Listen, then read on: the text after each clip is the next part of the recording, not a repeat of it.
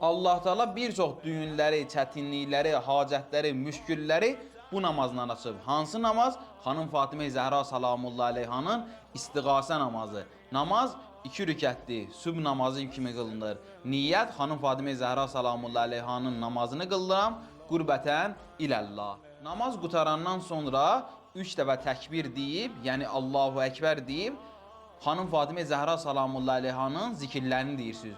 34 dəfə Allahu Ekber, 33 dəfə Elhamdülillah, 33 dəfə Subhanallah. Sonra səcdəyə gedib 100 dəfə bu zikri deyirsiniz. Ya Mevlati, ya Fatimətu, əqithini.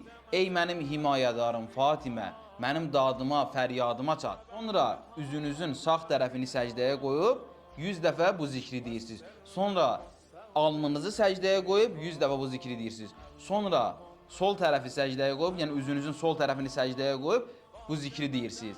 Sonra 2 dəfə səcdəyə gedib hər birində 110 dəfə bu zikri deyirsiniz. Namaz qutarandan sonra günahlarınıza görə bağışlanma diləyin, tövbə eləyin, istiğfar eləyin və Allah Taala'dan öz hacətinizi isteyin. Allah qəbul eləsin.